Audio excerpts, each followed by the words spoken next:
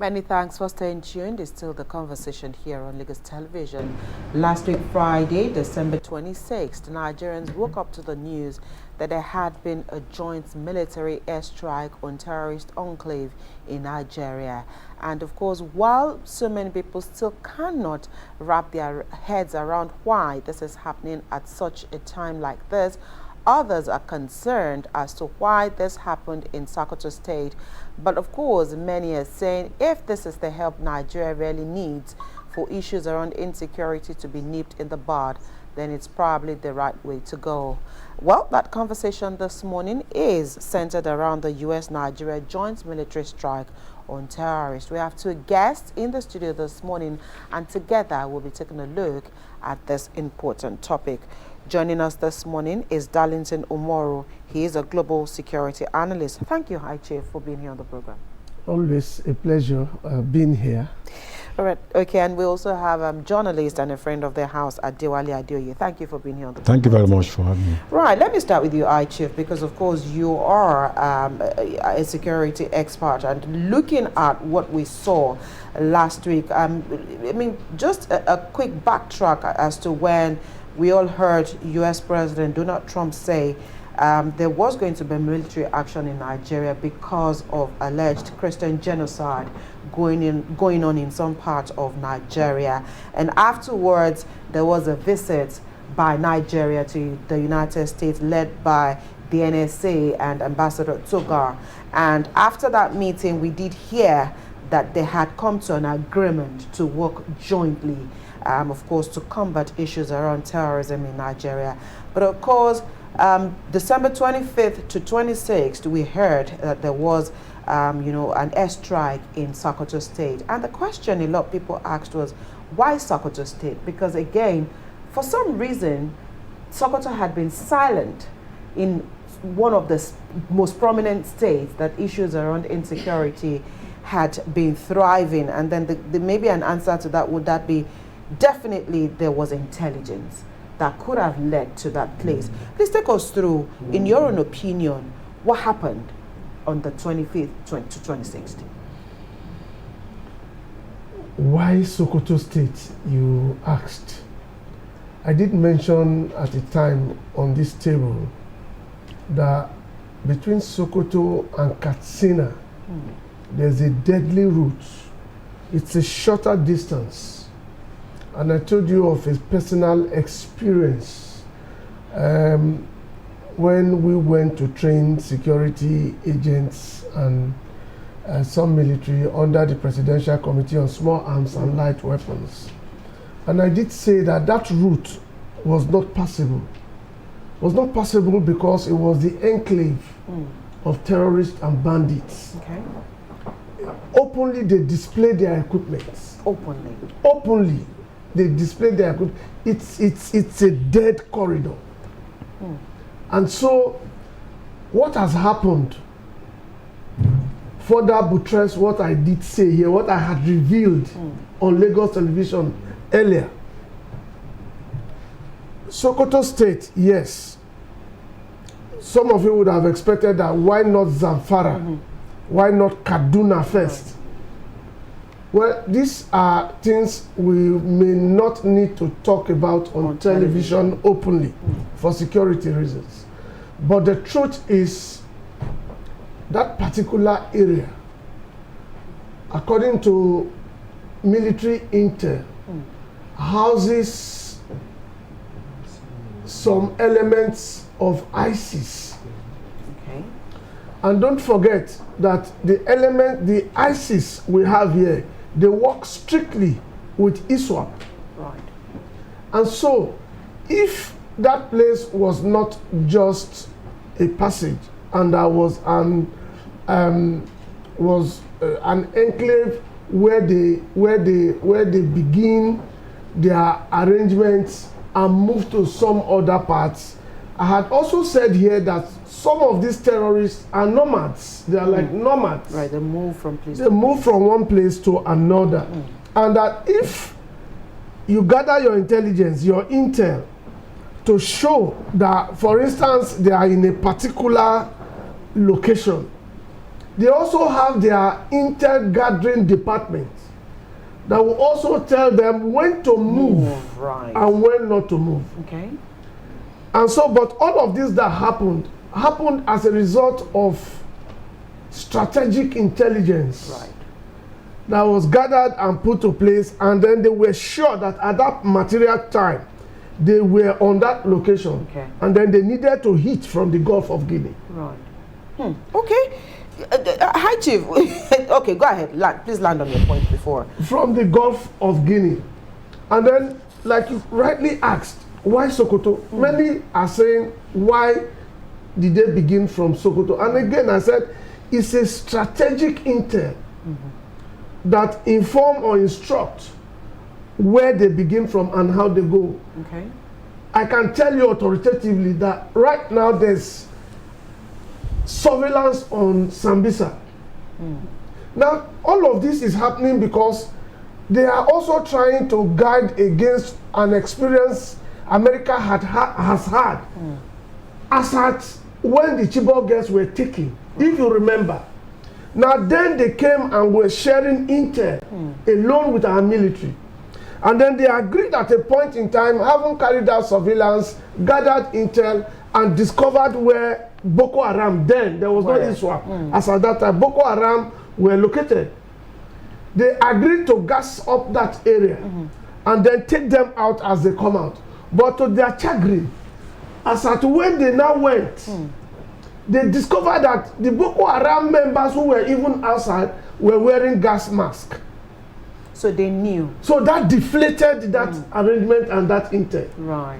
And so if America is hitting this time, you saw the time of the day between 12 midnight and 1:30 a.m. They had completed the assignment. Right. And how many of the Tomahawks were used? Less than 12, less than a dozen. Were used to execute that mission, and it was on precision. Right. Right. Precision means getting your target right.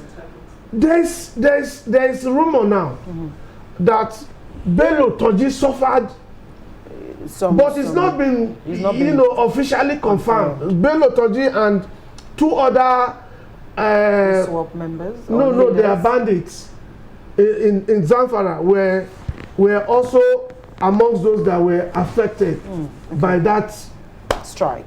All right, let's come to you, Adewale Adeoye. And then looking at, of course, High Chief has taken us through the security significance of this. But let's look at this collaboration at this particular point in time that Nigeria is grappling with the situation. Now that, of course, there is an arrangement to work with the U.S., what do you make of this collaboration? Well, first thing we should look at is that since the Christmas Day bombing, there have been diverse opinions. One is that why should it be in Sokoto? Right. I just want to give a little background. So the reality is that Nigerians, there are some people, the bombing is good news for them. There are also some, it may be a minority, but it's bad news for them. Why is it good news for some of us?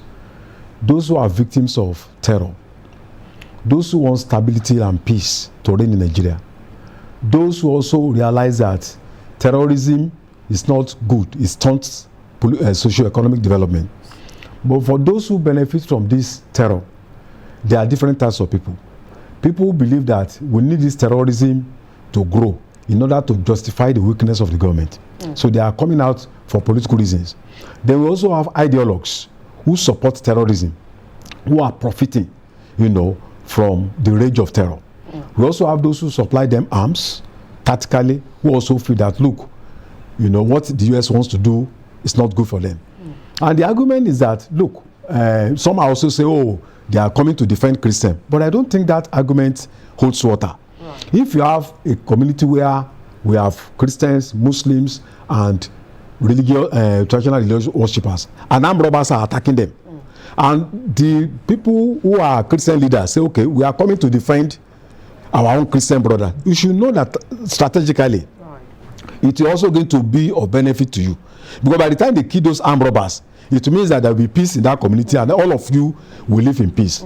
So in terms of collaboration that we are talking about, for me, I don't think there's anything wrong there. Okay. There is no country in the world that does not have one kind of collaboration in the fight against terror or even in the fight against internal insurgents. Right. For instance, NATO has about 32 members, and there are a lot of cooperation, between the member countries. At the time we had Warsaw, which is no longer there now, there is a lot of cooperation among them. And I think AFRICOM, the African Command of the US, has collaboration with 53 countries in Africa, except Egypt. So there is no country, even in terms of even Russia, still shares intelligence, with allies in terms of dealing with internal crisis. So I don't think there's anything wrong if Nigeria seeks collaboration, from foreign countries to deal with an internal enemy. Right. Hi, Chief. Earlier on, you mentioned, what happened during the Chibok girls issue, where that also caused some kind of restriction, some kind of intelligence sharing from the U.S. to the Nigerian military. In that capacity, I'd like us to look at what is currently on ground and look at, are we gradually seeing a shift from an advisory role to direct operational cooperation between the U.S. and Nigeria? Apparently, that is what has been exhibited now. That is what has been exhibited. Many before now never expected that the U.S. will get directly involved, even after the wide criticism against Trump's pronouncement. But of course, America is aware of what had happened to them, not under the administration of Trump, but under intelligence sharing. And they wouldn't want a thing like that. And if you look at it, the strike was carried out from the Gulf of Guinea. Right. So, which meant that after the time... Is there an implication about that? No, but that's where the warship is located. Okay. That's where the warship is located.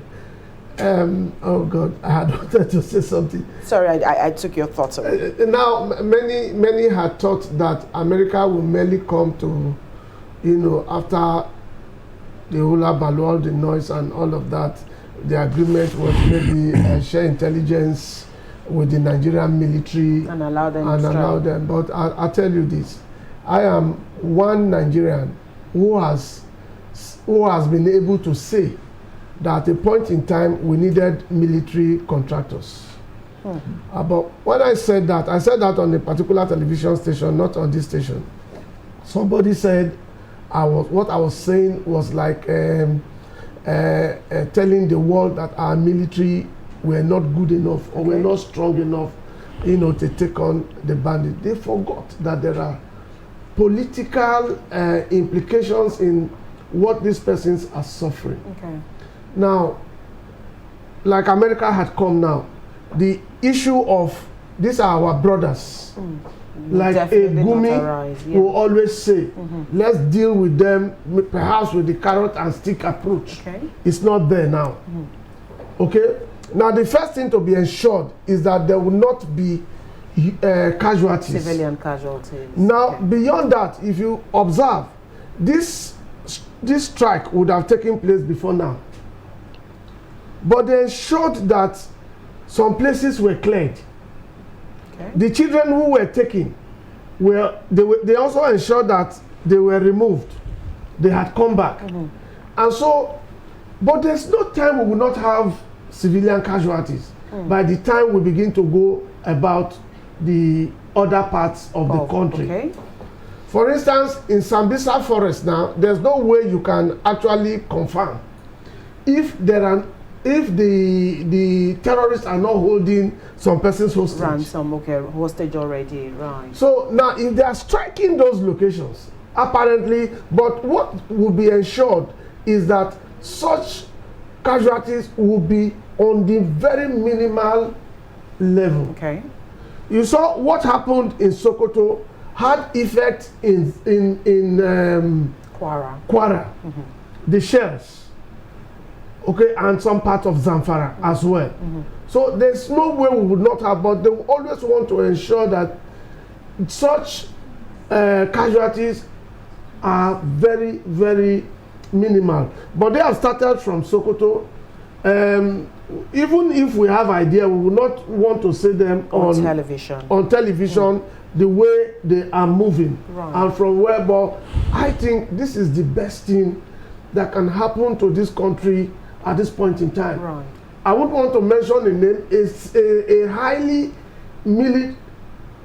positioned military officer did say that about 10,000 persons were recruited into the military last year or this year. But as it were, many of them are nowhere to be found. Right, the effect wasn't felt. It's not just the effect now. Some of them have gone on a war. So, at this point in time, there's panic in the midst of bandits, all of them terrorists now. Yeah. Both ISWAP, both Boko Haram, and all the various factions of bandits. Right. There's this palpable fear that they could be taken out at any point in time. But all Nigerians must be very, very vigilant and observant, particularly Lagos State. The Lagos State government must be particularly vigilant at this time. Stand on alert. Because some of these persons scampering now would want to run away to certain places because they've never had it this way. There has not been any time when they had received this much blow, and it is still expected to cut across some other areas.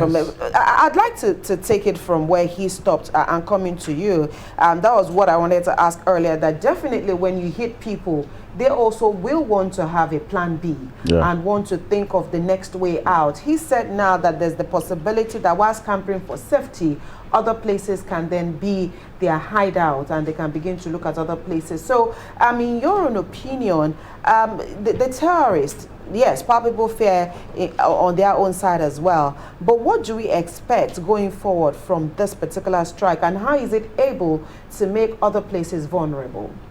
Well, from our experience, with terrorist groups all over the world, when you hit them with violence, what you get in turn is more violence from them.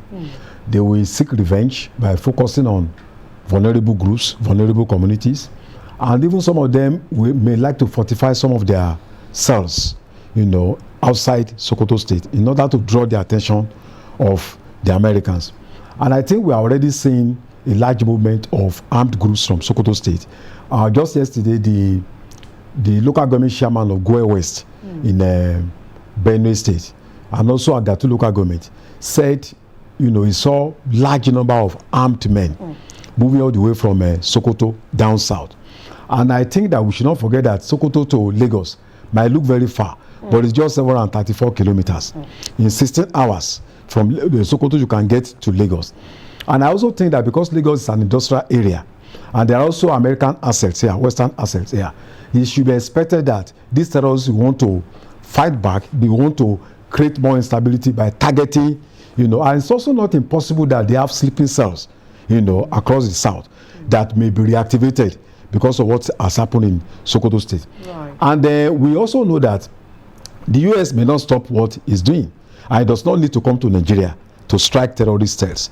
The Tomahawk missile has a range of about 1,600 kilometers, so they don't even need to come, like I just said, from the Gulf of Guinea. If they are using B bombers, it has area range of 8,800 kilometers that does not need area refueling. So they don't need to come to Nigerian territory before they can locate, and with good surveillance, wherever they are hiding, they can be located. So I think I agree with him that we need to wake up. In fact, all the states, especially in the southwest, because there's going to be revenge. And let me also share this information that just yesterday night, 8 p.m., a community called Oduere was attacked. In which state? In Kogi State. With armed men, about 15 of them. They entered into this community and took about 5 people away. So we are already seeing that, happening now. So it means that we need to wake up. We should not just think that this is something that is another problem. It's our problem, especially Lagos State, being an industrial hub. We need to, engage more security consultants. We need to get more spy agencies. We need to get more, because our greatest strength is information. Right. So that we can be able to deal with the terrorists before they even carry out their acts. Right. So, High Chief, joint strikes such as these, are they seen as short or long-term strategies? Because you also just mentioned a while ago that sometimes, of course, you really do not even need to come into the soil of Nigeria to. You've also alluded to that fact earlier on, that this particular strike was conducted from the Gulf of Guinea. And so if there are high equipment that can travel far, that the range, is quite long.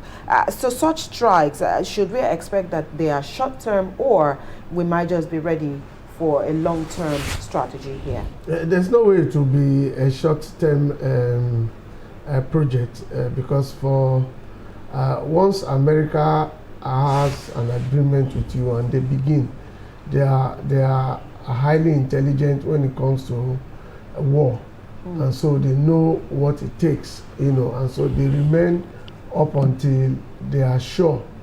But what I am not very sure about now, which ordinarily I've been trying not to say on television, is the fact that America hardly would want to work with you without not getting any benefits.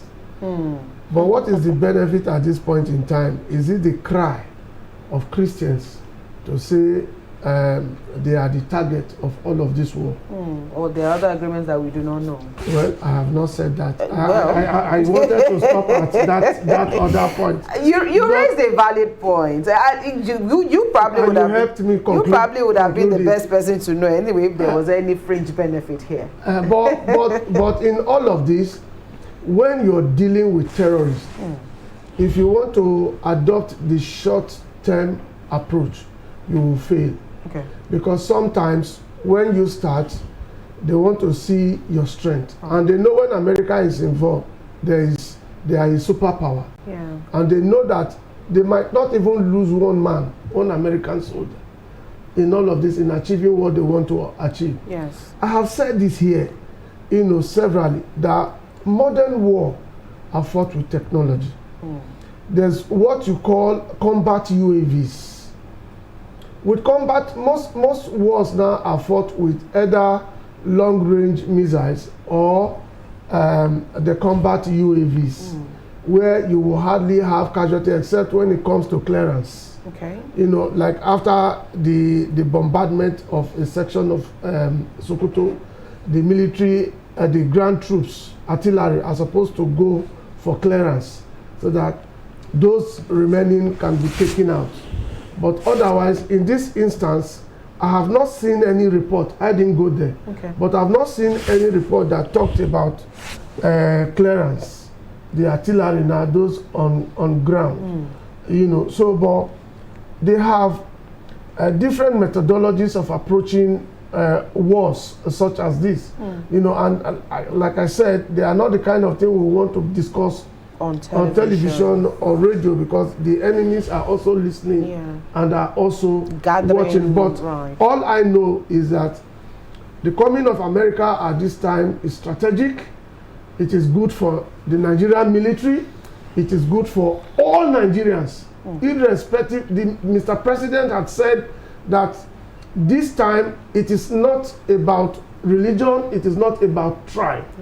And the likes of Gumi, those in the world of Gumi who have been saying that no, don't strike them, go the non-kinetic way with them, have them in your budget.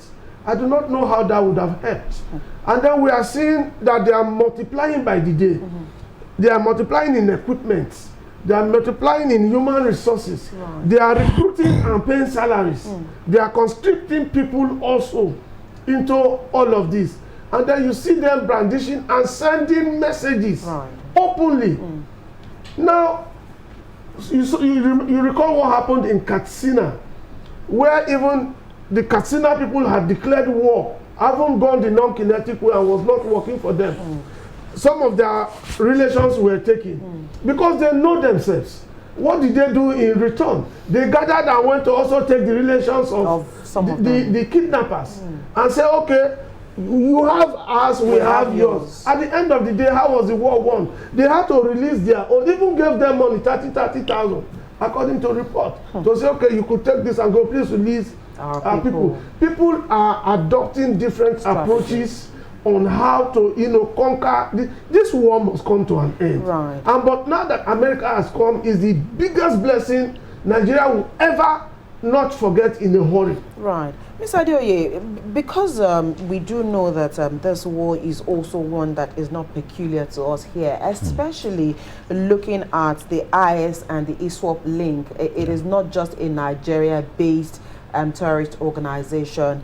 Looking at this particular situation, and now that the U.S. is also involved, how do we also look at protecting, because we share borders, the Chad, the Sahel? How do we ensure that this war is not conscripted onto the Nigerian soil alone, knowing full well how they also, like he said, they behave like nomads. Once they know that one place isn't safe for them, they relocate to another place. Is there a possibility that in their relocation they could also be looking at the fringes of the borders and moving away from Nigeria? If that is the case, what then will this strike also help achieve in that regard? I think Nigeria needs international cooperation and also regional cooperation. Nigeria needs to work with the frontier states. We should not forget that River Niger, which is one of the longest in Africa, has, I think, 4,180 kilometers, and it passes through 5 countries. The source is Guinea, and these bandits are making use, through small vessels to transport their arms. And the River Niger also has basins that extends up to Algeria, where you also have militant groups, and also to Burkina Faso, to Mali, to Niger. So this is strategic asset to them, and that is why in dealing with terrorism there should be cooperation between Nigeria and the frontier states. To joint task force, and I think we are doing that before with Mali, with Burkina Faso, with Cameroon, because threat to instability anywhere is a threat to stability everywhere. We cannot go to sleep if Mali is boiling, or if Ghana is boiling, or if Benin Republic is boiling. So I think there's the need for, apart from the cooperation with the US, there is the need for regional cooperation in terms of intelligence sharing, in terms of joint operations, so that we can, collectively defeat terrorism. And we should not forget that these terrorists are also active in Mali. In fact, Lakurawa, they had a very strong base in Mali, which is also established a base in Sokoto State now. And ISIS, Boko Haram, even the other groups operating in Sokoto, they also have links with ISIS that are operating in the Middle East. So it's a global, terrorism is a global network. And that means that we also establish a security network that goes beyond Nigeria in order to be able to tackle terrorism at the regional level. Hi, Chief, I'd like to take your opinion on the same question, especially because I know that from your own background also with issues around light weapons and proliferation. What do we need to do on the continent as well as working with other international bodies? Particularly the 4 countries sharing borders with you are on high alert. We heard from Niger that some of these terrorists were scampering into Niger, and I think they were taken out or driven back also. So of course the Sahel countries, particularly what do you call these 3 countries now? Those ones that pulled out of ECOMOG? Yes, those ones that pulled out. They really have been on high alert. ECOWAS, yes. And then they are really not, are they really interested in working with you now? I'm not sure, because they have because they have military. Go ahead, we used to have the joint task force with some of these countries, particularly on those border points. But right now, Niger shut her borders against you. This was the same Niger that we were... Niger shut her borders against you recently. And said that against you, me? Yes. Against Nigeria. Against you. Against Abimbola. Are you not in Nigeria? Oh, okay, thank you. Go ahead. You can go ahead. Nigeria shut our borders against you, so that when you want to come do report Then from there, Nigeria you cannot even go into in. Niger Republic. You will not be able to go in. And now what does that tell you? Are they ready to? Of course they know that if there's a problem in Nigeria, these 4 countries will be overrun. These 4 countries, by the time Nigerians begin to move out of Nigeria, they will take over these countries. Now you saw the role Nigeria played in the Republic of Benin attempted coup issue. Yeah.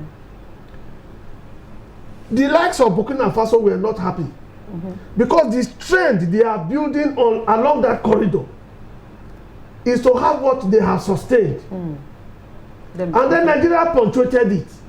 The one that was supposed to, be successful in Republic of Benin. And then you saw what they did to your C-130.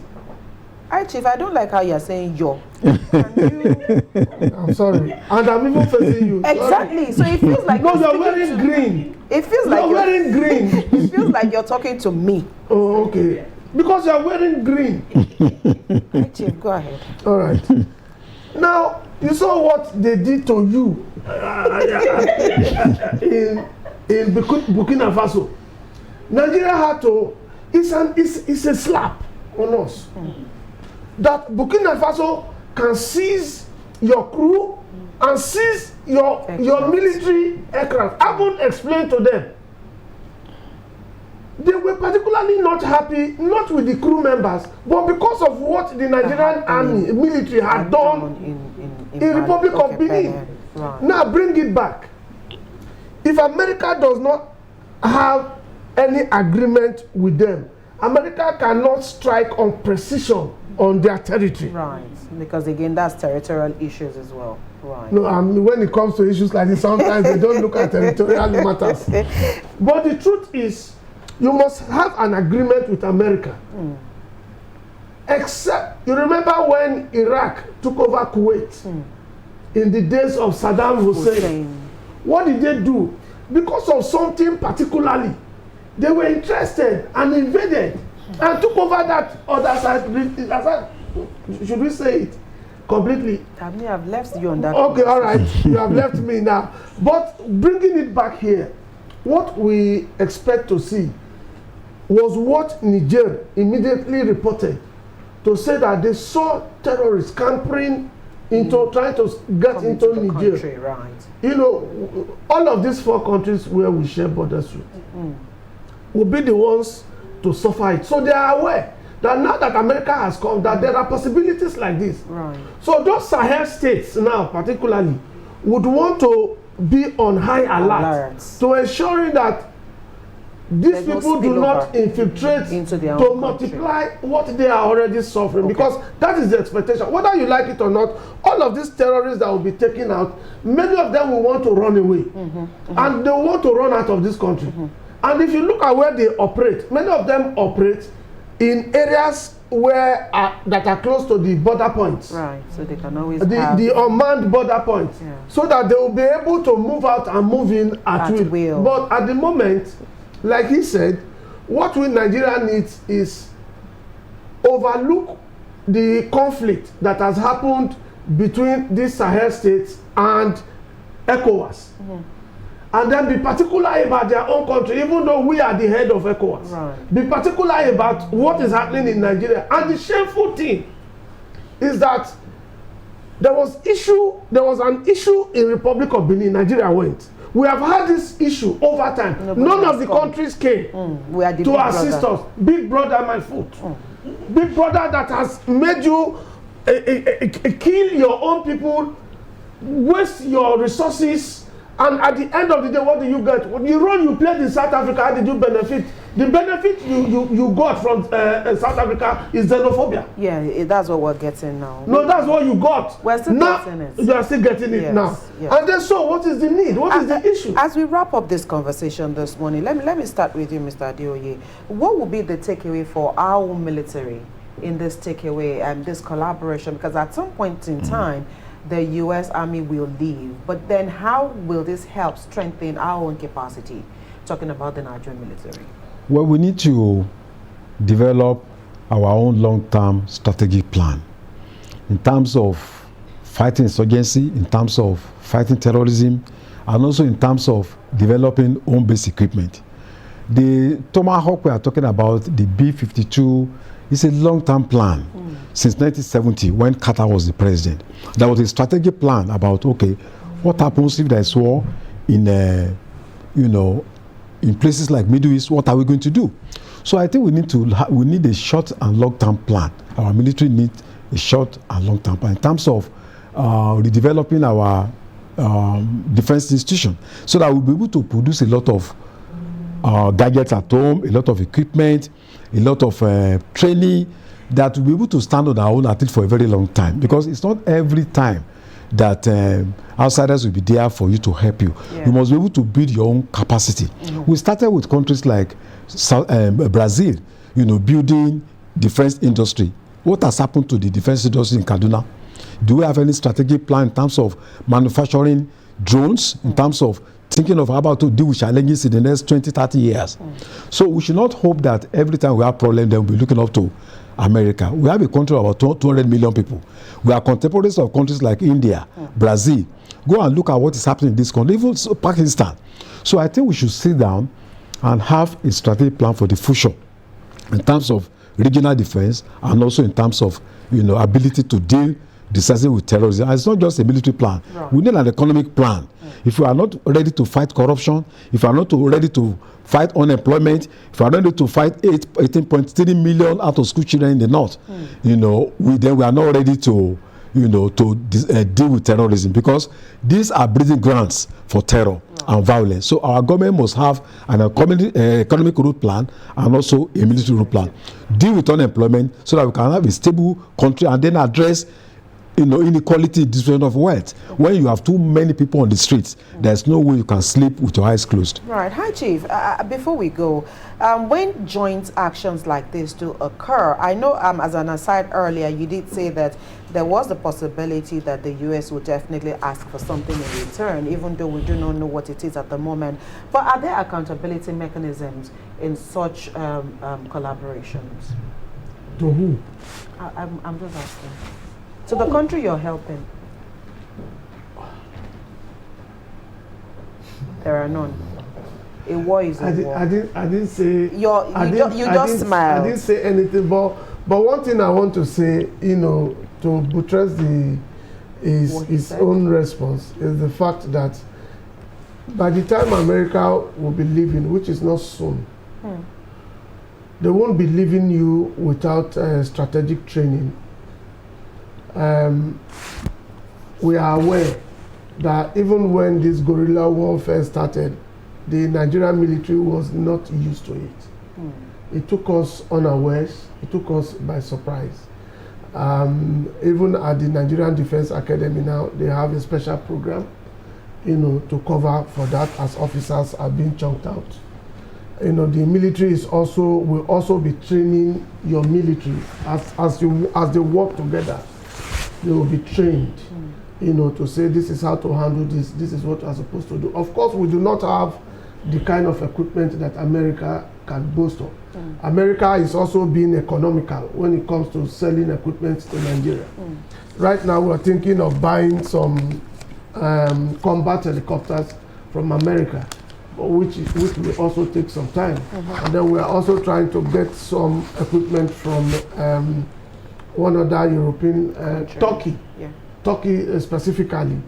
All of this will boost our men. And don't forget that before the Super Tucano were sold to us, men and women, officers and men were taken out to various countries for training on how to manage, except that America should remove the conditionalities attached to the Tucanos they sold to us. We bought this equipment from you. It took you time to sell them to us. A president that is bearing African blood of America at a point in time refused to sell equipment to Nigeria. Then it took these same Republicans who have also come now to help you to sell those. To sell not just sell equipment to you, but come partake physically in trying to bring these terrorists to their knees. And so what we need to do is for our military to cash in on the training that will be provided at this time. And then kudos to a certain Christopher Musa, who has come as the defense minister. He is, to me, the best appointment this administration or any administration has ever made. Yeah. Again, it's the first time in the history of Nigeria's appointment of ministers where we had somebody for a particular ministry appointed. But I do not know what the Minister of State is still doing in the Ministry of Defense. What is he still doing there? At this point in time, Mr. President should understand that at the level we are operating, a certain Musa will need the next man with of the same capacity. Right. Somebody who has war experience, somebody who knows what it is, who knows the kind of equipment we need, somebody who can be talking, not politics. Right. So he has gotten the first one right, he should complete it. Okay. And then so all of these persons will be able to work. And of course, you know the rumor why Musa was removed initially. Let's leave it at that. Exactly, let's leave it at that. Well, we do hope that, of course, like you said, this is not a short-term thing, especially now that we have the U.S. military here. But let's still hope that at the end of the day, the motive behind this is safety and security of Nigerians, and this will be achieved at the end of the day, no matter how long this takes. Thank you so much, Mr. Adewale Adoye, for coming on the program today. We appreciate your thoughts. Hi, Chief Darlington Umoru. Thank you so much for coming on the program today. We appreciate your thoughts. I need to go. Thank you for watching the conversation on this side of the table this morning. Hi, Chief wants to take a swipe at me again this morning. It will not happen. We'll take a quick break. When we return, I will be here. It's their Lagos conversation. Thank you.